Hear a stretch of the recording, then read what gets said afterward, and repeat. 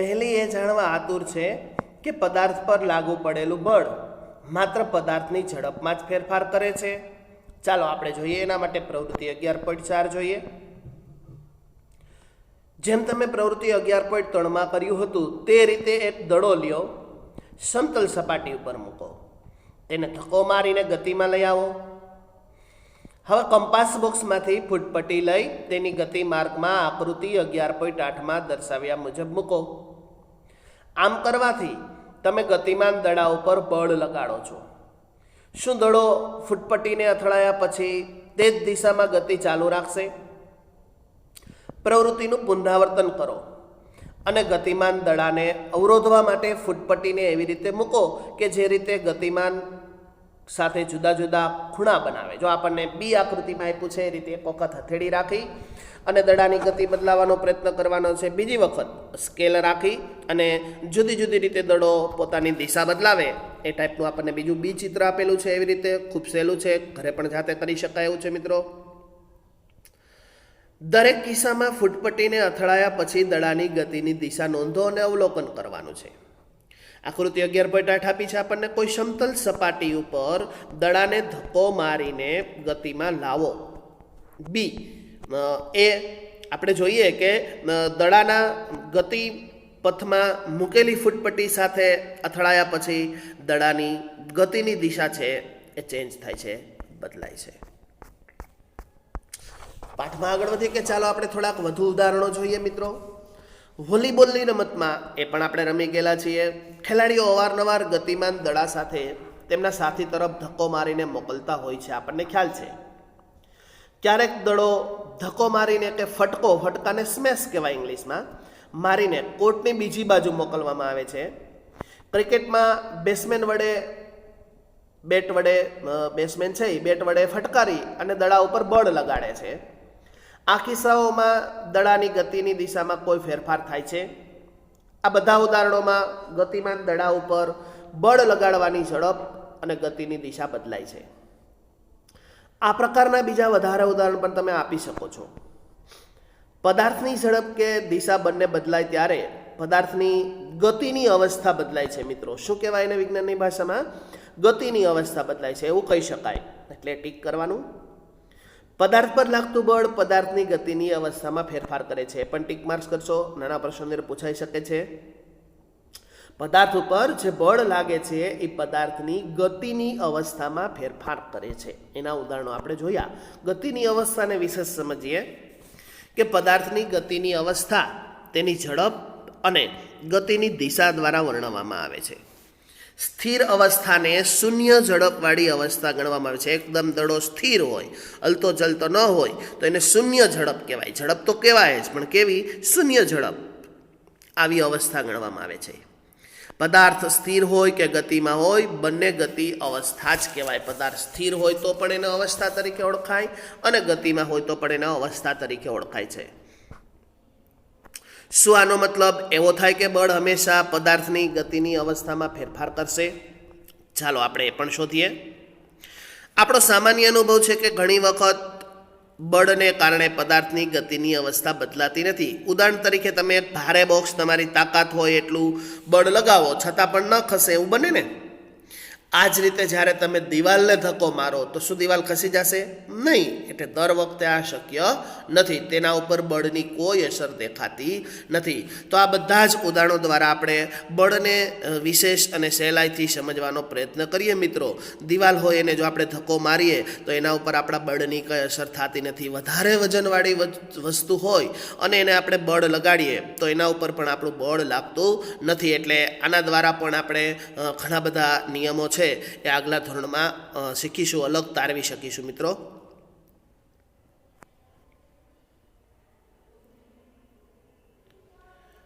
પાઠ્યપુસ્તકમાં page number 133 તરફ આગળ વધીએ.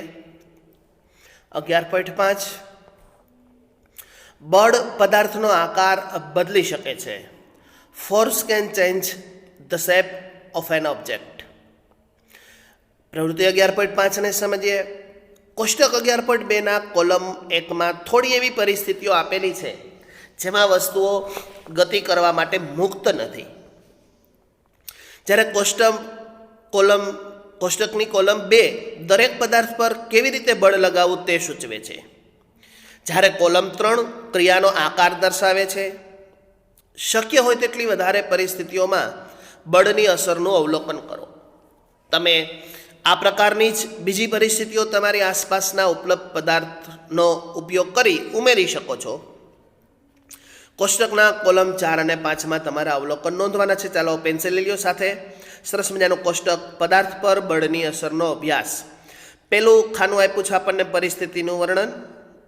નેક્સ્ટ બળ કેવી રીતે લાગે છે, એના પછી આકૃતિ આપેલી છે. બળની ક્રિયા એટલે કે ગતિની અવસ્થામાં ફેરફાર થાય છે, હા કે ના, અને આકારમાં ફેરફાર થાય છે તો એ પણ હા કે ના દ્વારા આપણે કહેવાનું છે. જોઈએ પેલું, પ્લેટમાં રાખેલા લોટનો કણક, બરાબર, લોટ છે, મમ્મી છે એ ઘઉંનો લોટ છે, પછી એને રોટલી બનાવવા માટે જે પાણી નાખીને મિક્સ કરીને બનાવે છે ને, કણક કહેવાય. હવે જોઈએ બળ કેવી રીતે લાગે, તો કે હાથ વડે નીચેની તરફ દબાવાથી. જો આપણે આકૃતિ જોઈ છે, આપણા મમ્મીને પણ રસોડામાં આ પ્રક્રિયા કરતા આપણે જોયા છે. હવે વિચારો કે ગતિની અવસ્થામાં કાંઈ ફેરફાર થયો તો નહીં થાય, એટલે હામાં નહીં, ના નહીં થાય, બરાબર. પણ આકારમાં ફેરફાર થશે ને. પેલો લોટ છે એકદમ ઉડતો હોય એવો હોય છે, બરાબર, પાણી નાખીને મિક્સ કરવાથી એકદમ જામેલો જેવો થઈ જાય છે, બરાબર. બંનેના એમના આકારમાં ફેરફાર થાય છે, એટલે હામાં રાઈટ કરીશું, નાના ખાનામાં ડેશ. નેક્સ્ટ ઉદાહરણ જોઈએ. સાયકલની સીટમાં જડેલી સ્પ્રિંગ. તમે બેઠા હશો સાયકલ પર, હવે સીટ ઉપર બેસવાથી બળ લાગે ને, બરાબર. ગતિની અવસ્થામાં ફેરફાર થાય તો કે નહીં. ફેરફાર થાય છે ને ગતિની અવસ્થામાં, તો કે ના. અને આકારમાં તો કે હા. એમની સાઈઝ છે પહેલાં ફૂલેલી હોય, વધારે બેસો એટલે નીચે આવી જાય છે, નાની થઈ ગઈ હોય એવું લાગે છે પાછળથી જોતા. નેક્સ્ટ ઉદાહરણ જોઈએ. દિવાલ ઉપર જલેલી ખીલી કે ખીટી દ્વારા લટકાવેલી રબર બેન્ડ. આપણે દિવાલ ઉપર જે રબર હોય, જો ત્રીજું ચિત્ર આપ્યું છે એમ, તેના મુક્ત છેડા ઉપર વજન લટકાવીએ કે મુક્ત છેડાને ખેંચીએ તો કે એની ગતિની અવસ્થામાં ફેરફાર થાય છે, હા, ના. અને આકારમાં ફેરફાર થાય છે, હા. અને નેક્સ્ટ એવું જ ઉદાહરણ. 2 ઈંટ વચ્ચે મૂકેલી પ્લાસ્ટિકની ધાતુની પટ્ટી. ફૂટપટ્ટીના મધ્ય ભાગ ઉપર વજન મૂકીએ તો એની ગતિની અવસ્થામાં ફેરફાર થાય તો કે ના, અને આકારમાં ફેરફાર તો કે હા. તો મિત્રો, આ બધા જ ઉદાહરણ એવા છે કે આપણે એના દ્વારા સમજી શકીએ કે બળ છે એના દ્વારા પદાર્થનો આકાર બદલી શકાય છે. બળ આપવાથી પદાર્થની આકાર છે એની અંદર ફેરફાર કરી શકાય છે. નેક્સ્ટ પેજ નંબર 134 જોઈએ. કોષ્ટક 11.2માં નોંધેલા અવલોકન પરથી તમે શું તારણ કાઢો છો? જ્યારે તમે પોતાની હથેળીઓની વચ્ચે એક ફૂલાવેલા ફુગ્ગાને રાખીને દબાવો છો ત્યારે શું થાય છે? જ્યારે બાંધેલા એટલે કે ગુંદેલા લોટના પીંડાને વણીને રોટલી બનાવો છો તો તેના આકારમાં ફેરફાર થાય છે. જ્યારે તમે ટેબલ ઉપર રાખી મૂકેલા રબરના દડાને દબાવો છો ત્યારે શું થાય છે? તો ટીક કરો કે આ બધા જ ઉદાહરણમાં તમે જોયું કે કોઈ પણ પદાર્થ ઉપર બળ લગાડવાથી તેના આકારમાં ફેરફાર થઈ શકે છે, બરાબર. કોઈ પણ પદાર્થ છે એના ઉપર જો આ બળ લગાડવામાં આવે તો આપણે તેના આકારમાં ફેરફાર કરી શકીએ છીએ. મિત્રો, આ ખૂબ નરી વાસ્તવિકતા છે, સમજી શકાય એવી બાબત છે. ઉપરની બધી પ્રવૃત્તિ કરી લીધા પછી તમે સમજી ગયા હશો કે આ બધા જ મુદ્દા ટીક કરવાના છે. એમાં પહેલો, કોઈ પદાર્થને સ્થિર સ્થિતિમાંથી ગતિમાં લાવી શકે છે. આ બળની બધી અસરો છે. શું થાય બળથી? તો કે કોઈ સ્થિર પદાર્થ હોય એના ઉપર બળ લગાડીએ તો તેને ગતિમાં લાવી શકાય. બીજું, જો પદાર્થ ગતિમાં હોય તો તેની ઝડપમાં ફેરફાર કરી શકાય છે. ત્રીજો પોઈન્ટ, ગતિમાન પદાર્થની દિશામાં ફેરફાર કરી શકાય છે. ચોથો પોઈન્ટ, પદાર્થના આકારમાં ફેરફાર થઈ શકે છે.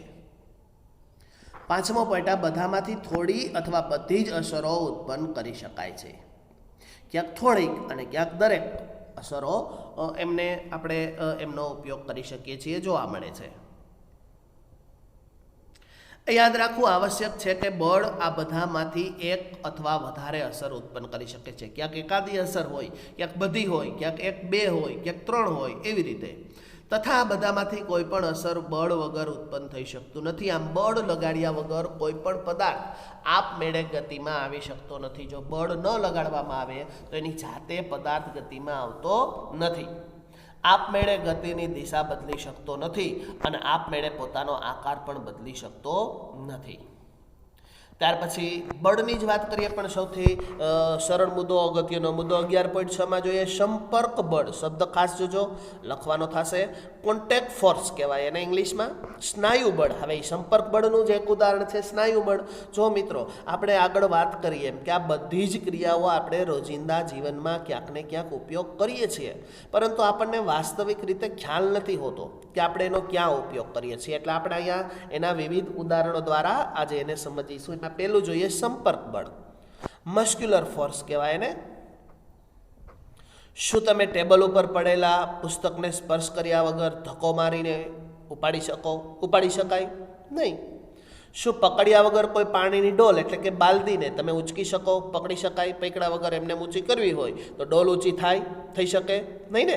એટલે કે સામાન્ય રીતે કોઈ પણ વસ્તુ ઉપર બળ લગાડવા માટે તમારા શરીરનો વસ્તુની સાથે સંપર્ક થવો. હવે કોઈ વસ્તુ આપણે અડ્યા જ ન હોય, બરાબર, અને આપણે એમના બળ ન લગાડ્યું હોય, અડેલા ન હોય, સંપર્ક ન થયો હોય અને આપણે ફેરફારની વાત કરીએ તો શું શક્ય છે? નહીં. સંપર્ક કોઈ પણ લાકડી કે દોરડા વડે થઈ શકે. હા, હાથ જ અડાડવો એવું જરૂરી નથી.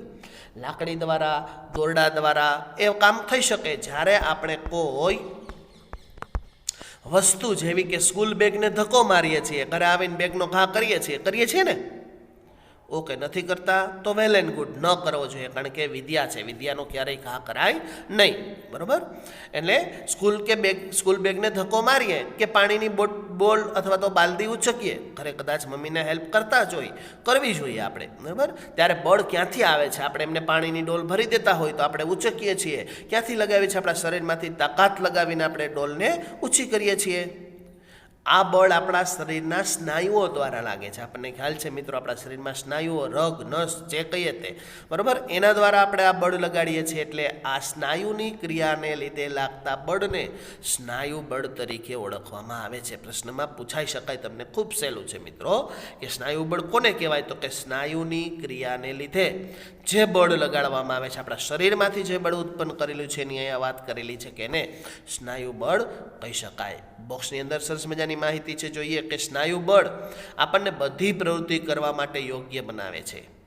આ પ્રવૃત્તિમાં શરીરનું હલનચલન, શરીરનું વળવું, આ બધે તમે 7મા ધોરણમાં શીખ્યા છો કે પાચનની ક્રિયામાં ખોરાક અન્નનળીમાં ધકેલાય. શું આ પ્રક્રિયામાં સ્નાયુ બળ દ્વારા થાય છે? તમે તે જાણો પણ છો કે શ્વાસનની પ્રક્રિયામાં શ્વાસ અંદર લેતી અને બહાર છોડતી વખતે ફેફસા ફૂલે છે અને સંકોચાય છે, બંધ થાય અને ખુલે, એ ક્રિયા થાય છે. શ્વસન ક્રિયાને શક્ય બનાવે તે સ્નાયુઓ ક્યાં આવેલા છે? આપણા શરીરમાં સ્નાયુઓ વડે લાગતા બળ વિશે તમે થોડાક વધારે ઉદાહરણ પણ આના ઉપરથી આપી શકો. આપણી જે વાત કરી મનુષ્યની, હવે બીજા પશુ પંખીઓ પણ સજીવ છે એની અહીંયા વાત કરી છે કે પ્રાણીઓ પણ તેની શારીરિક ક્રિયાઓ અને બીજા કાર્યો કરવા માટે સ્નાયુ બળનો ઉપયોગ કરે છે. પ્રાણીઓ આવા સ્નાયુ બળનો ઉપયોગ કરે મિત્રો. આપણા વિવિધ કાર્યો કરવા માટે આપણે બળદગાડું જોયું ને, ગામડામાં ખાસ જોવા મળે, બરાબર. આ ચિત્ર આપ્યું છે એ પ્રકારનું. પ્રાણીઓ સ્નાયુ બળમાં કઠિન કાર્ય કરવા માટે ઉપયોગમાં લે છે. એકદમ વજન ઉચકી જવો હોય તો બળદગાડું ખેતરમાં હોય, એની જગ્યાએ ઘોડા હોય, ગધેડા હોય, ઊંટ હોય, ઊંટગાડી જોઈ છે ને. આ બધા જ પ્રાણીઓ પોતાના સ્નાયુનો ઉપયોગ કરે છે. આ કાર્ય કરવા માટે તેને સ્નાયુ બળની જરૂર પડે છે. આપણને 11.9 આકૃતિમાં દર્શાવ્યું છે એ મુજબ. પેજ નંબર 135 તરફ આગળ વધીએ. એટલે કે સ્નાયુ બળ ત્યારે જ લાગુ પડી શકાય કે જ્યારે સ્નાયુઓ કોઈ પદાર્થ સાથે સંપર્કમાં હોય અને તેને સંપર્ક બળ કહેવામાં આવે છે. શું અન્ય પણ સંપર્ક બળ હોઈ શકે? અન્ય બળ ઘણી બધી જગ્યાએ, ચાલો આપણે તેને શોધીશું. બીજો પ્રકાર છે ઘર્ષણ. મુખ્ય સૌથી અગત્યનો પ્રકાર સ્નાયુ બળ પછીનો ઘર્ષણ. પોતાના થોડા અનુભવને યાદ કરો મિત્રો. જમીન ઉપર ગબડતો દડો ધીમે ધીમે ધીરો થઈ જાય છે, અંતે અટકી જાય છે, બરાબર. સાયકલ ચલાવતી વખતે જ્યારે આપણે પેન્ડલ મારવાનું બંધ કરી દઈએ છીએ ત્યારે તે ધીમી પડી જાય છે, આપણને ખ્યાલ છે, અંતે અટકી જાય છે. કોઈ કારમાં સ્કૂટરના એન્જિનને બંધ કરી દઈએ કાર કે સ્કૂટરની અંદર તો એ પણ થોડાક સમય પછી અટકી જાય છે. હોડી હોય હોડી, એને હલેસા મારવાનું બંધ કરી દઈએ તો એ થોડેક દૂર જઈને સ્થિર થઈ જશે. મિત્રો, શું આ પ્રકારે વધારે અનુભવ તમે ઉમેરી શકો? આ ઉપરની બધી જ પરિસ્થિતિમાં વસ્તુઓ ઉપર દેખાતી રીતે કોઈ બળ લાગતું નથી. આમ આપણે સાયકલ ફેરવતા હોય ત્યારે ખબર નથી હોતી, પરંતુ આપણને હવે આજે ખ્યાલ આવે છે કે સાયકલમાં પેન્ડલ મારીએ છીએ તો આપણા શરીરનું બળ લગાડીએ છીએ તેના પર. તેની ઝડપ ક્રમશઃ ઘટતી જાય અને થોડા સમય પછી સ્થિર થઈ જાય છે. તેમની ગતિની અવસ્થા શેના કારણે બદલાય છે? શું તેમના પર કોઈ બળ લાગતું હોય છે? શું તમે અનુમાન લગાવી શકો છો કે દરેક કિસ્સામાં બળ કઈ દિશામાં લાગતું હોવું જોઈએ? આ બધા ઉદાહરણોમાં પદાર્થની ગતિની અવસ્થા ફેરફારનું કારણ ઘર્ષણ બળ છે. જમીન તથા દડાની સપાટી વચ્ચે લાગતું ઘર્ષણ બળ ગતિમાન દડાને સ્થિર સ્થિતિમાં લઈ આવે છે.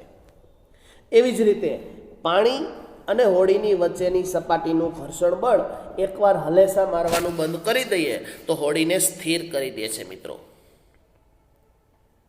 ઘર્ષણ બળ બધા જ ગતિમાન પદાર્થો ઉપર લાગે છે અને તેની દિશા હંમેશા પદાર્થની ગતિની વિરુદ્ધ દિશામાં હોય છે. આ ખાસ પૂછાશે MCQમાં, ધ્યાન આપજો કે ઘર્ષણ બળની દિશા કેવી હોય? પદાર્થની વિરુદ્ધ દિશામાં, એની સામેની સાઈડ. તો જ એ ઘર્ષણ ઉત્પન્ન કરે અને તો જ પદાર્થ છે એ ગતિમાં આવી શકે.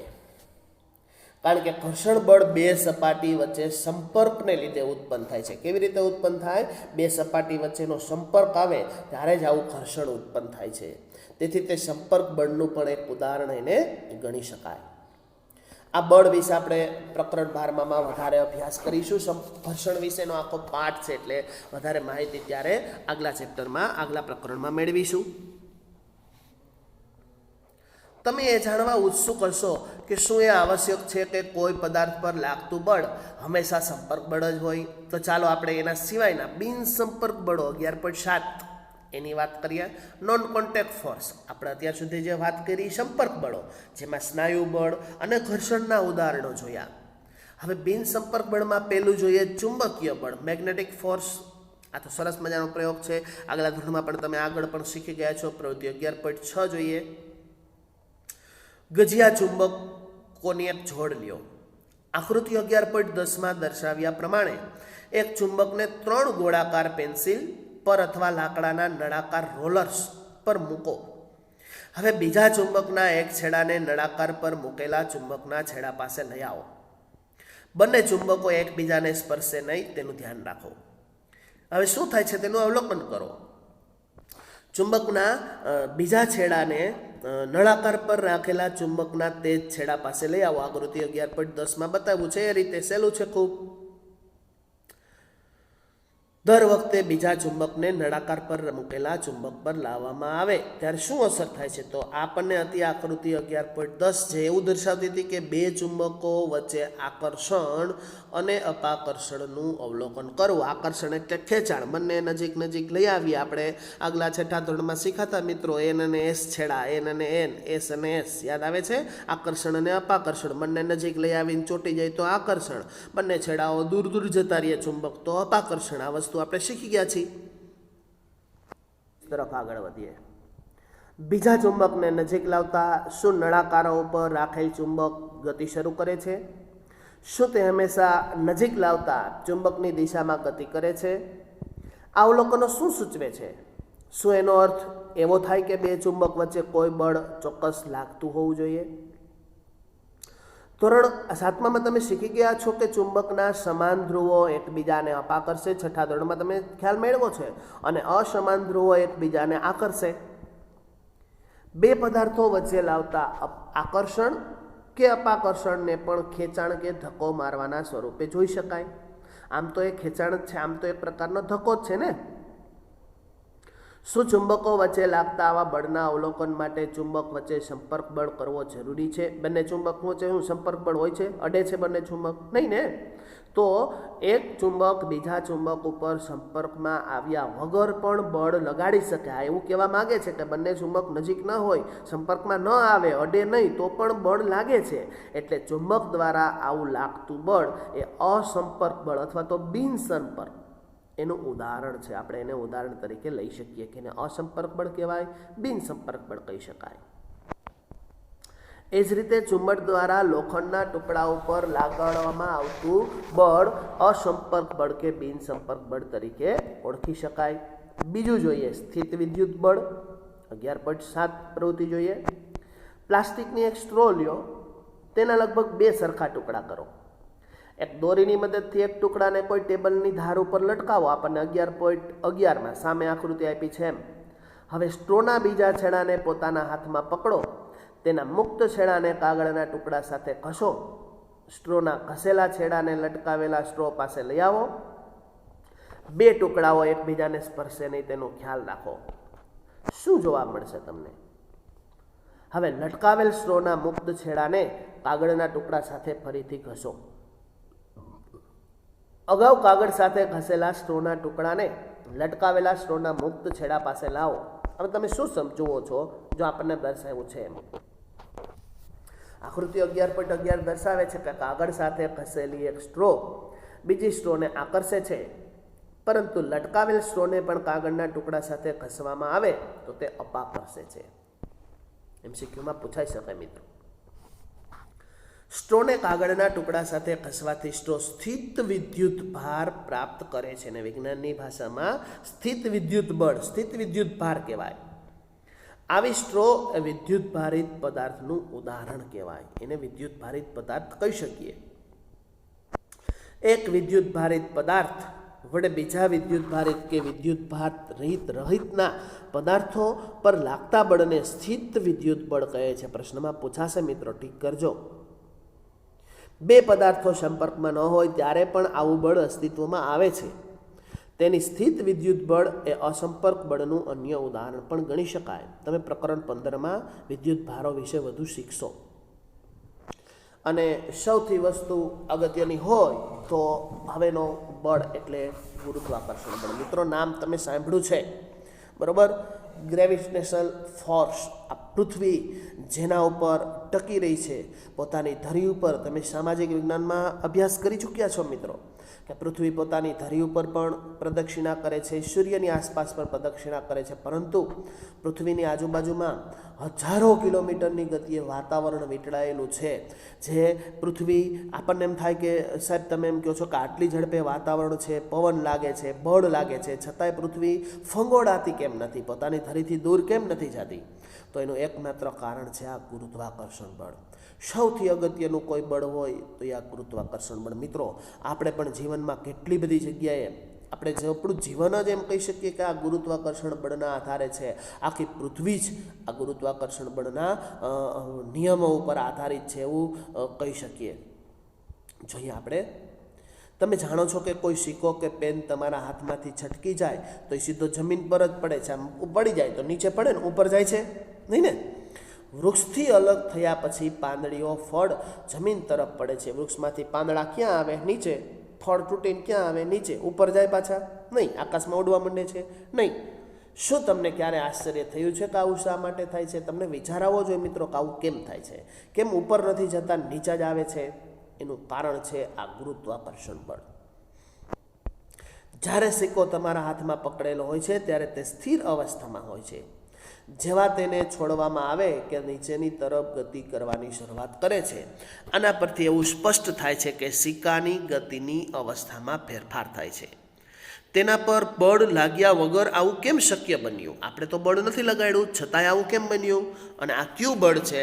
તો એનો બંનેનો જવાબ છે આપણું ગુરુત્વાકર્ષણ બળ. 38 તરફ આગળ વધીએ મિત્રો. આપણે ગુરુત્વાકર્ષણની વાત કરીએ છીએ કે પદાર્થો કે વસ્તુઓ પૃથ્વી તરફ એટલે પડે છે કારણ કે પૃથ્વી તેને પોતાની તરફ ખેંચે છે. અને આ બળને ગુરુત્વ બળ, ફોર્સ ઓફ ગ્રેવિટી, ગુરુત્વાકર્ષી બળ અથવા માત્ર ગુરુત્વ એટલે કે ગ્રેવિટી કહેવામાં આવે છે. આ ગુરુત્વ બળ બધા જ પદાર્થ પર લાગે છે. ખૂબ અગત્યનો મિત્રો, આગળના બધા જ ધોરણમાં આના વિશે વધારે અભ્યાસ કરવાનો આવશે, માહિતી મેળવવાની આવશે, એટલે આ ખાસ અગત્યનો મુદ્દો છે. અહીંયા ગુરુત્વ બળ આપણા બધા પર દરેક સમયે આપણી જાણકારી વગર લાગતું રહેતું હોય છે. આપણને ખ્યાલ નથી, પરંતુ લાગે છે એ હકીકત છે. જ્યારે આપણે કોઈ નળ ખોલીએ છીએ ત્યારે પાણી જમીનની તરફ જ વહે છે. નળ ખોલીએ, પાણી નીચે આવે ને ઉપર જાય છે નહીં, કારણ કે ગુરુત્વ બળને કારણે જ નદીઓના પાણી નીચેની તરફ વહે છે. એમસીક્યુમાં પૂછાઈ શકે મિત્રો કે આ ગુરુત્વાકર્ષણનું બળ છે એટલે જ નદીઓ ઉપર ડુંગરેથી નીચેની તરફ આવે. કે તમે એવી જોયું કે નદી આમ ઊંધી ઉપર નીચેથી ઉપરની તરફ ડુંગરની તરફ ઢાળ હોય એની તરફ ચડતી હોય, ઉપર જતી હોય એવું જોવા મળે નહીં. બધી વસ્તુ નીચેની તરફ આવશે, કારણ કે પૃથ્વી પોતાની તરફ આ બધી વસ્તુઓને ખેંચે છે. ખૂબ જ અગત્યનું છે મિત્રો આ ગુરુત્વાકર્ષણ બળ, જેના લીધે આપણે આપણી પૃથ્વી, આખું બ્રહ્માંડ, આપણે મનુષ્યો, બધા જ પશુ પંખી, સજીવ સૃષ્ટિ, નિર્જીવ બધું જ આના ઉપર આધારિત રાખે છે. એટલે આ બળ પૃથ્વી ઉપર લાગે છે અને લાગે છે, ને જેના લીધે ખૂબ અગત્યનું, વિજ્ઞાનની અંદર કોઈ ટોપિક હોય તો આ ગુરુત્વાકર્ષણ બળનો છે એવું કહી શકીએ આપણે મિત્રો. ગુરુત્વ એ માત્ર પૃથ્વીની એકલાનો ગુણધર્મ નથી, પરંતુ હકીકતમાં વિશ્વનો દરેક પદાર્થ, જુઓ હું કહું છું ને કે માત્ર પૃથ્વીની જ આ વાત નથી, પરંતુ વિશ્વના દરેક પદાર્થ નાનો હોય કે મોટો હોય એકબીજા ઉપર બળ લગાડે છે, અને આ બળને ગુરુત્વાકર્ષણ બળ કહે છે મિત્રો. નેક્સ્ટ, અડધો પાઠ અહીંયા પૂરો થયો. બાકીના અડધા પાઠ તરફ આગળ વધીએ. દબાણ. આપણા પાઠનું નામ હતું બળ અને દબાણ. બળની વાત પૂરી કરીએ, પ્રેશર, દબાણની વાત કરીએ. હવે આપણે, તમે આગલા ધોરણમાં શીખ્યા કે વંટોળ કે ચક્રવાત વખતે તોફાની પવન ઘરની છતને ઉડાવીને લઈ જાય, એકદમ વંટોળિયું આવે ને બધું સફાચાટ ધૂરું કરી નાખે. બરાબર. તમે એ પણ શીખ્યા કે વંટોળ અને ચક્રવાત એ હવાના દબાણના તફાવતને લીધે ઉત્પન્ન થાય છે. શું તમે દબાણ અને બળ વચ્ચે કોઈ સંબંધ છે? ચાલો શોધી આપણે પ્રવૃત્તિ કરીએ. કોઈ લાકડાના પાટિયામાં એક ખીલી તેના શીર્ષથી ઠોકવાનો પ્રયત્ન કરો. માથેનો ગોળ ભાગ હોય ને એને શીર્ષ કહેવાય, માથું એનું એમ. શું તમે થપ્પડ થાવો છો? હવે ખીલીને તેના અણીદાર છેડા પાસેથી ઠોકવાનો પ્રયત્ન કરો. માથે રાખીને હથોડી મારી તો ખૂંચશે નહીં, પણ અણીવાળો ભાગ રાખીને માથે હથોડી મારશું તો ખૂંચી જશે. 11.2માં જો આ પ્રવૃત્તિ કરી છે એમ. શું તમે આ વખતે તેને ઠોકી શકશો? શાકભાજીને કોઈ બુઠ્ઠી ધાર કે છરી વડે કાપવાનો પ્રયત્ન કરો. મમ્મીને જ્યારે શાકભાજી કાપતા હોય ત્યારે કેવું કે જેમાં ધાર ન હોય એવું ચાકુ લઈને શાકભાજી કાપો, શું કપાશે? નહીં, એવું શક્ય બનશે નહીં. શું તમને એવું લાગે છે કે જે ક્ષેત્રફળ ઉપર બળ લગાડવામાં આવે છે, ઉદાહરણ તરીકે ખીલીના અણીવાળા છેડા ઉપરની વાત કરીએ છીએ અહીંયા, તો એ ક્ષેત્રફળના આ કાર્યને સહેલું બનાવવામાં અગત્યની ભૂમિકા ભજવે છે. ટીક કરજો કે એકમ ક્ષેત્રફળ દીઠ લાગતા બળને દબાણ કહેવાય. આપણા પાઠનું નામ છે ને મિત્રો, દબાણ કોને કહેવાય? એકમ ક્ષેત્રફળ દીઠ લાગતા બળને દબાણ કહે છે. નહીં, દબાણનું સૂત્ર છે મિત્રો, દબાણ એટલે પ્રેશરનો P બરાબર ઇક્વલ ટુ બળ એટલે ફોર્સ F એની છેદમાં જે સપાટી એટલે કે પૃષ્ઠફળ લાગતું હોય એનું ક્ષેત્રફળ એટલે કે A. P બરાબર F અપન A, Fના છેદમાં A. અહીં આપણે માત્ર બે જ બળો વિશે વિચાર કરીએ કે પૃષ્ઠફળ એટલે કે સપાટીને લંબ હોય જેના પર લાગતું દબાણ આપણે શોધીશું. હવે મને સમજાયું કે કુલી, આપણે સ્ટેશન ઉપર જોઈએ છીએ બરાબર મિત્રો, કુલી હોય. હમણાં જ પિક્ચર આવ્યું ને કુલી, એની વાત કરી છે. એ કુલી એટલે કે મજૂર. જ્યારે ભારનો બોજ ઉંચકવાનો હોય ત્યારે તેના માથા ઉપર એક ગોળ કાપડનો ટુકડો, જો આપણને રાખ્યું છે મોટું બધું કાપડનો ટુકડો વીંટી એની માથે રાખે છે. આકૃતિ 11.3માં દર્શાવેલું છે. ભારે વજન લઈને જતો કુલી, મજૂર. આમ કરીને તેઓ પોતાના માથા સાથે બોજના સંપર્ક ક્ષેત્રને વધારે છે. કારણમાં પૂછાશે મિત્રો. આથી તેના માથા ઉપર લાગતું દબાણ ઘટી જાય છે અને તે બોજને સરળતાથી ઉઠાવી શકે છે. વધારે વજન હોય તો પણ એની અંદર પ્રેશર દબાણ ઓછું આવે છે ને એમને વધારે ભાર લાગતો નથી અને વધારે સહેલાઈથી ઉપાડી શકે. એટલા માટે પોતાના માથા ઉપર એ આવું ગોળ કપડું વીંટી અને રાખે છે. તમે પણ ઘરે આનો અનુભવ કરી શકો મિત્રો. આવું કપડું વીંટી અને જો વધારે વજનવાળી વસ્તુ ઉચકશો તો તમને પણ વજન ઓછો લાગશે તો ખરા, પરંતુ ઓછો લાગશે. એમને એમ કપડું કાઢીને 2 વખત પ્રયોગ કરવાનો, બરાબર. કોઈ વજનદાર વસ્તુ લઈ મમ્મી પપ્પાના સાનિધ્યમાં, એમને એમ નહીં, વાગીને છે એની કાળજી રાખીને, બરાબર.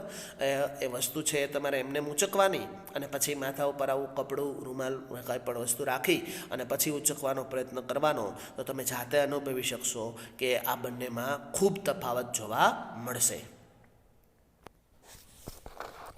પેજ નંબર 138 તરફ આગળ વધીએ. નોંધો કે ઉપરના સૂત્રમાં ક્ષેત્રફળ છેદમાં છે. તેથી જો બળ સમાન હોય તો પૃષ્ઠનું ક્ષેત્રફળ જેટલું હોય છે તેના ઉપર લાગતું બળ એટલું જ વધારે હશે. ખીલીના અણીદાર ભાગનું ક્ષેત્રફળ તેના શીર્ષના ક્ષેત્રફળ કરતાં ઓછું છે. તેથી બળ એ ખીલીના અણીદાર ભાગને લાકડાના પાટિયામાં ઠોકવા માટે પૂરતું દબાણ ઉત્પન્ન કરે છે. શું હવે તમે બતાડી શકશો કે ખંભા ઉપર લટકાવવા માટેના થેલામાં પહોળી પટ્ટી, આપણે બેગ લઈ આવી છે એમાં મોટો પુષ્કળ પટ્ટો હોય ને, આપણે માડો રાખ્યો હોય, જોયો હોય છે, આવી લગાડી શકે છે. કારણ કે આ થેલીમાં પાતળી પટ્ટી કેમ લગાવવામાં નથી આવતી? અને કાપવા તથા કાણા પાડવા માટેના ઓજારોની ધાર હંમેશા તીક્ષ્ણ હોય. આપણે ચંપલવાળાની દુકાને જાય તો રિપેર કરતા હોય તો એની પાસે તીક્ષ્ણ હથિયાર હોય, જોયા છે, કાપવા માટે સહેલાઈથી કાપી શકે છે, બરાબર. હવે વધારે વિચારે આવી છે કે શું પ્રવાહીને વાયુઓ ઉપર આપણું દબાણ લાગે છે મિત્રો? શું એ ક્ષેત્રફળ લાગતું બળ તેના ઉપર આધાર રાખે છે? ચાલો સમજવા માટે 11.9ની પ્રવૃત્તિ કરીએ. પ્રવાહીને વાયુઓ ઉપર લગાડવામાં આવતું દબાણ, લિક્વિડ ઓર ગેસ. પ્રવૃત્તિ 11.8. પારદર્શક એક કાચની નળી અથવા પ્લાસ્ટિકનો પાઇપ લ્યો. પાઇપ અથવા તો નળીની લંબાઈ લગભગ 15 સેમી અને તેનો વ્યાસ લગભગ 5 થી 7.5 સેન્ટીમીટરનો હોવો જોઈએ. એક સારી ગુણવત્તાવાળા પાતળા રબરનો ટુકડો લ્યો. તમે રબરનો ફૂગો પણ લઈ શકો છો. પાઇપના એક છેડા ઉપર રબરની શીટને ખેંચીને બાંધી દો. પાઇપને ઉર્ધ્વ દિશામાં રાખીને તેને મધ્ય ભાગમાંથી પકડો. 11.14 આકૃતિમાં આપ્યું છે એ રીતે. એના દર્શાવ્યા મુજબ તમારા કોઈ મિત્રને પાઇપમાં પાણી રેડવાનું કહો. શું તમે રબરનું પડ બહારથી ઉપસી આવે છે? પાઇપમાં પાણીના સ્તંભની ઊંચાઈનું અવલોકન કરો. પાઇપમાં થોડું વધારે પાણી રેડો. રબરના પડના ઉપસેલા ભાગનું તથા પાણીના પાઇપના સ્તંભનું ઊંચાઈનું ફરીથી અવલોકન કરો. આ પ્રક્રિયાનું થોડી વધારે વખત પુનરાવર્તન કરો. શું તમે રબરના પડના ઉપસેલા ભાગને અને પાઇપના પાણીની ઊંચાઈના સ્તંભ વચ્ચે કોઈ સંબંધ જોઈ શકો છો? જે અહીં આકૃતિ આપી છે એ રીતે મિત્રો. 11.14. પાત્રના તળિયે પાણીને કારણે લાગતું દબાણ સ્તંભની ઊંચાઈ ઉપર આધાર રાખે છે. હજી વધારે સમજીએ. 11.9 પ્રવૃત્તિ 1 કરીએ. પ્લાસ્ટિકની એક બોટલ લો. તમે પાણી કે સોફ્ટ ડ્રિંકની વપરાયેલી બોટલ લઈ શકો છો. આકૃતિ 11.15માં દર્શાવ્યા પ્રમાણે બોટલના તળિયા પાસે થોડા સેન્ટીમીટર લાંબી એક નળાકાર નળી એટલે કે ટ્યુબ બેસાડો, લગાડો. એવું કરવા માટે કાચની ટ્યુબના એક છેડાને થોડું ગરમ કરી દો અને પછી તરત જ બોટલના તળિયાની પાસે તેને દાખલ કરો, ખુશાડી દો, વ્યવસ્થિત બેસી જાય એ રીતે. જોડાણ એટલે સાંધા પાસેથી પાણી લીક નથી થતું ને એનું અવલોકન કરી લેવાનું, નહીં તો પાણી બધું બહાર જતું રહેશે. જો પાણી લીક થતું હોય તો તેને પીગાળવા માંડેલા મીણથી સીલ કરો. કદાચ આવું હોય તો મીણ ચોંટાડીને પેક કરી દેવાનું. કાચની નળીના મોઢાને પ્રવૃત્તિ 11.8માં આપેલું છે અનુસાર એક પાતળી રબરની સીટ વડે બંધ કરી દો. હવે બોટલને પાણીથી અડધી ભરો. શું જુઓ છો? આ સમયે કાચની નળીમાં મોઢા ઉપર લગાડેલી રબરની સીટ કેમ ફૂલી જાય છે?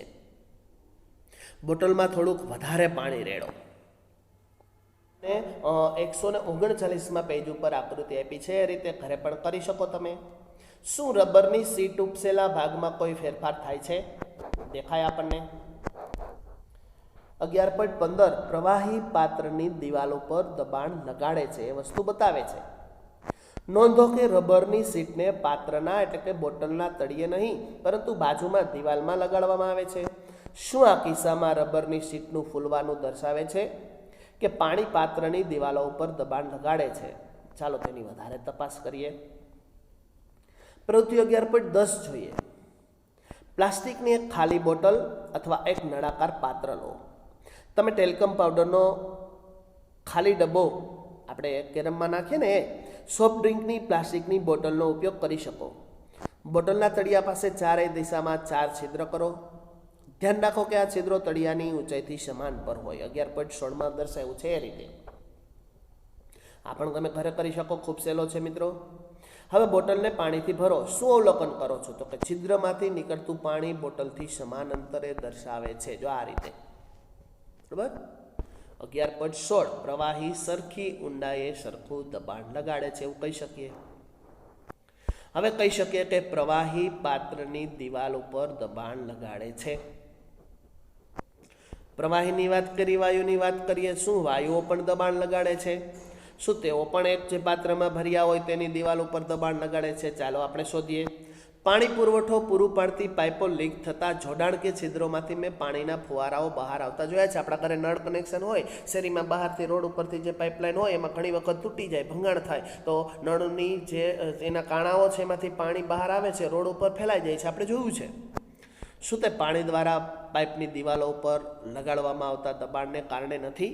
કારણ કે મૂળ પ્રેશરથી પાણી આવતું હોય છે, પેલું કાણું હોય એમાંથી પાણી બહાર નીકળી જાય છે. ખૂબ સહેલું છે મિત્રો. આ તમે જ્યારે કોઈ ફુગાને ફૂલાવો છો તો તેના મોંને કેમ બંધ કરવું પડે? ફુગ્ગો ફૂલાવીએ, મોં બંધ ન કરીએ તો હવા બહાર જતી રહે, ફુગ્ગો ફૂલે જ નહીં, બરાબર. જો કોઈ ફૂલાવેલા ફુગ્ગાના મોંને ખોલી દઈએ તો શું થાય? માની લો કે તમે તમારી પાસે એક એવો ફુગ્ગો છે, એમાં કાણું છે, છિદ્ર છે, અને પછી ગમે એટલી ફૂગ મારો તો એ ફૂલશે નહીં. 140માં પેજ તરફ આગળ વધીએ કે તે આપણે ફૂલાવી શકીશું? જો નહીં તો કેમ? કારણ કે હવા છે એ બહાર જતી રહે છે. શું આપણે કહી શકીએ કે હવા બધી દિશાઓમાં બળ લગાડે છે? યાદ કરો કે જો સાયકલની ટ્યુબમાં પંચર પડે તો એની હવાની અંદરની હવાનું શું થાય? બહાર જતી રહે, પંચર વળી જાય છે. પછી ફરી પાછી હવા પેલું પંચર બંધ કરી, ટાયર તૂટી ગયું હોય છે જે ટ્યુબ, એ સાંધી અને પંચર રિપેર કરી અને પછી એની અંદર નવી હવા પૂરવી પડે છે. શું આ અવલોકનો સૂચવે છે કે હવા કોઈ ફૂલાવેલા ફુગ્ગા કે સાયકલની ટ્યુબની અંદરની દિવાલો ઉપર દબાણ લગાવે છે? આમ આપણે જોયું કે વાયુઓ પાત્ર જે પાત્રમાં ભર્યા હોય તેની દિવાલ ઉપર દબાણ લગાડે છે. આવું જ સરસ અગત્યનું 11.10 વાતાવરણનું દબાણ. આપણે જાણીએ છીએ મિત્રો કે આપણી ચારેય બાજુ હવા છે. આપણે અનુભવ જોઈ નથી શકતા, પરંતુ ડગલે ને પગલે એનો અનુભવ કરી શકીએ છીએ. હવા વગર આપણે 1 મિનિટ પણ ચલાવી શકતા નથી. આ વાતાવરણ, આવા આવરણને વાતાવરણ કહે છે. આવરણને શું કહેવાય? વાતાવરણ, હવાનું આવરણ. વાતાવરણની હવા એ પૃથ્વીની સપાટીથી ઘણા કિલોમીટર સુધી ફેલાયેલી છે. ઉપર જાય એટલે હજારો કિલોમીટર સુધી છે. આવા હવા વડે લાગતા દબાણને વાતાવરણનું દબાણ કહેવાય. એને વાતાવરણનું પ્રેશર, દબાણ, એટમોસ્ફેરિક પ્રેશર કહેવાય એને. આપણે જાણીએ છીએ કે એકમ ક્ષેત્રફળ દીઠ લાગતા બળને દબાણ કહે છે. જો આપણે એકમ ક્ષેત્રફળની કલ્પના કરીએ તો તેના પર એક હવાથી ભરેલો લાંબો નળાકાર ઊભો હોય એવું વિચારીએ તો આ નળાકારમાં હવાનું વજન અને વાતાવરણનું દબાણ કેટલું હોય? 11.17માં આપ્યું છે એ રીતે. એકમ ક્ષેત્રફળ છે એ હવાના સ્તંભના વજનને વાતાવરણનું દબાણ કહી શકાય. પરંતુ વાતાવરણનું દબાણ કેટલું વધારે કે ઓછું હોય છે? ચાલો આપણે તેના મૂલ્ય વિશે ખ્યાલ મેળવીએ. પ્રવૃત્તિ 11.11 જોઈએ. એક સારી ગુણવત્તાવાળા રબરનું એક ચૂસક, શકર કહેવાય એને, જો આપણને આકૃતિમાં આપેલું છે ને એ ટાઈપનું, તે રબરના નાના કપ જેવા દેખાય છે. 11.18 આકૃતિમાં આપ્યું છે એવું. તેને કોઈ લીસી સપાટી, સમતલ સપાટી ઉપર જોરથી દબાવો. શું તે સપાટી ઉપર ચોંટી જાય છે? તેને ખેંચીને સપાટીને ઉખેડવાનો પ્રયત્ન કરો. આ મોટા ભાગે આપણે કરેલું હોય. નાના છોકરાઓ આપણા ઘરે હોય તો એમને રમવા માટે આવી વસ્તુ આપેલી હોય છે. સપાટી પર લગાવેલું, દબાવેલું રબરનું ચૂસક, ચૂસક કહેવાય એને. જ્યારે તમે ચૂસકને દબાવો છો ત્યારે કપ તથા સપાટી વચ્ચેની મોટા ભાગની હવા બહાર નીકળી જાય છે. ચૂસક પર વાતાવરણનું દબાણ લાગે છે, તેથી તે સપાટી સાથે ચોંટી જાય છે. ચૂસકને સપાટીથી ખેંચીને અલગ કરવા લાગુ પડેલું બળ એટલું પૂરતું હોવું જોઈએ કે જેથી વાતાવરણના દબાણને પાર કરી શકે. આ પ્રવૃત્તિ કદાચ તમે વાતાવરણના દબાણના મૂલ્ય વિશેનો ખ્યાલ આવી ગયો હશે. વાતાવરણમાં જો ચૂસક તથા સપાટી વચ્ચેથી જ બધી જ હવાને બહાર કાઢી નાખવામાં આવે તો કોઈ પણ મનુષ્ય માટે ચૂસકને સપાટીથી ખેંચી અને અલગ કરવાનું શક્ય બને નહીં. આ ઉપરથી આપણે અનુમાન લગાવી શકીએ કે વાતાવરણનું દબાણ કેટલું વધારે હોય છે.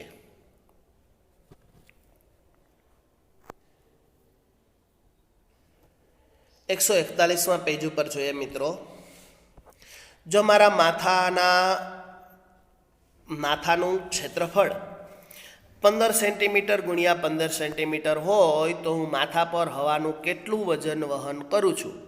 એક 15 સેન્ટીમીટર ગુણ્યા 15 સેન્ટીમીટર ક્ષેત્રફળ અને વાતાવરણની ઊંચાઈ આકૃતિ 11.19 જો અહીંયા અમે પેલું બતાવ્યું છે તમારા માથા પર વાતાવરણનું દબાણ એની વાત કરી છે.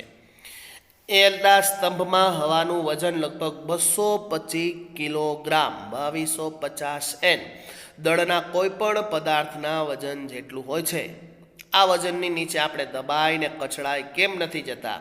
એનું કારણ છે કે આપણા શરીરની અંદરનું દબાણ પણ વાતાવરણના દબાણ જેટલું હોય છે અને તે બહારના દબાણને નાબૂદ કરી દે છે. ચાલો વધારે સમજવા માટે એક પ્રયોગ જોઈએ. અહીંયા આકૃતિ આપે છે આપણને સરસ મજાની. અર્ધગોળો છે, અર્ધગોળો એને ખેંચતા ઘોડાઓ. શું તમે જાણતા હતા કે 17મી સદીમાં જર્મનીના એક વૈજ્ઞાનિક ઓટો વેન ગેરિકે, એનું નામ છે ઓટો વોન ગેરિક, એને પાત્રોમાંથી હવા બહાર કાઢવા માટેનો એક પંપનો આવિષ્કાર કર્યો, શોધ્યો. આ પંપની મદદથી તેણે હવાના દબાણને લીધે લાગતા બળનું નાટકીય રીતે નિર્દેશન કર્યું છે. આ તો એક સેમ્પલ છે, એ ટાઈપનું એ કહેવા માંગે છે. તેણે ધાતુના 2 પોલા અર્ધગોળાઓ લીધા જેમાં દરેકનો વ્યાસ 51 સેન્ટીમીટર હતો. આ અર્ધગોળાઓને એકબીજા સાથે જોડીને તેમની વચ્ચેની હવા કાઢી લેવામાં આવી. પછી તેણે અર્ધગોળાઓને એકબીજાની વિરુદ્ધ દિશામાં ખેંચી અને અલગ કરવા માટે બંને બાજુ 8 ઘોડાનો ઉપયોગ કર્યો. જો દેખાય છે આપણને. હવાના દબાણના કારણે લાગતું બળ એટલું બધું મોટું હતું કે આ ઘોડાઓ પણ આ અર્ધગોળાને અલગ ન કરી શક્યા. મિત્રો વિચારો, ઘોડાઓની તાકાત. 8 ઘોડાઓ બંને બાજુ ખેંચે છે છતાંય એને અલગ કરી શકતા નથી, કારણ કે આ વાતાવરણનું દબાણ છે એ ખૂબ પ્રેશરવાળું હોય છે, ખૂબ જ તાકાતવાળું હોય છે, એને ખૂબ સહેલાઈથી પાર પાડી શકાતું નથી. જાય છે મિત્રો. પરંતુ છેલ્લા પેજ ઉપર આપેલા પારિભાષિક શબ્દો તમારે એક વખત વાંચીને પાકા કરવાના છે અને એક નાનો ટોપિક આપણે તમે શું શીખ્યા એ ઉપરથી મોટો પાઠ હતો એટલે એક વખત રિવિઝન સ્વરૂપે જોઈ લઈએ, ખૂબ જ હાઇલાઇટ સ્વરૂપે. કે બળ એ ધક્કો કે ખેંચાણ હોઈ શકે. બળ એ 2 પદાર્થો વચ્ચે થતી આંતરક્રિયાને કારણે ઉદ્ભવે છે. બળને મૂલ્ય ઉપરાંત દિશા હોય છે. પદાર્થની ઝડપ બદલાય કે તેની ગતિની દિશા બદલાય કે બંને બદલાય ત્યારે ગતિની અવસ્થા પણ બદલાય છે. પદાર્થ પર બળ લાગવાને કારણે તેની ગતિની અવસ્થા બદલાય છે કે તેનો આકાર બદલાય છે. પદાર્થ પર સંપર્કમાં આવીને કે સંપર્કમાં આવ્યા વગર પણ બળ લાગી શકે છે. એકમ ક્ષેત્રફળ દીઠ લાગતા બળને દબાણ કહેવાય છે. પ્રવાહીઓ અને વાયુઓ તેના પાત્રની દિવાલો ઉપર આવું દબાણ લગાડે છે. આપણી આસપાસ રહેલી હવા વડે લાગતા દબાણને વાતાવરણનું દબાણ કહે છે. તો મિત્રો જોયું કેટલો સરસ મજાનો પાઠ હતો. આપણે ખ્યાલ નહોતો આપણને, પરંતુ પાઠના આધારે આપણે સમજી ચૂક્યા છીએ કે બળ અને દબાણ એ આપણા જીવન સાથે જોડાયેલી બાબતો છે. આપણે જીવનમાં એનો ક્યાંક ને ક્યાંક યુઝ કરીએ છીએ, ઉપયોગ કરીએ છીએ, આપણને ખ્યાલ નથી, જેના દ્વારા જ આપણું જીવન શક્ય છે. એટલે મિત્રો વિજ્ઞાન વિશે તો એવું કહેવાય છે કે વિજ્ઞાન વગર આપણું જીવન શક્ય નથી. વિજ્ઞાન છે એ આપણી દરેક વસ્તુ સાથે જોડાયેલું છે મિત્રો. એટલે જ વિજ્ઞાન આપણો ફેવરિટ સબ્જેક્ટ છે મિત્રો. કે આપણે પણ આ પાઠને એક વખત ફરીથી વાંચી રિપીટ કરીને, થોડો લેન્થી પાઠ છે, મોટો છે પાઠ, પરંતુ આગળના ધોરણોમાં પણ આની વિશે અભ્યાસ કરવાનો થશે. અહીંયા તો ટેસ્ટ અને પરીક્ષામાં તો પૂછાશે જ, એટલે એક વખત આ પાઠનું ફરીથી રીડિંગ કરી જાઓ મિત્રો.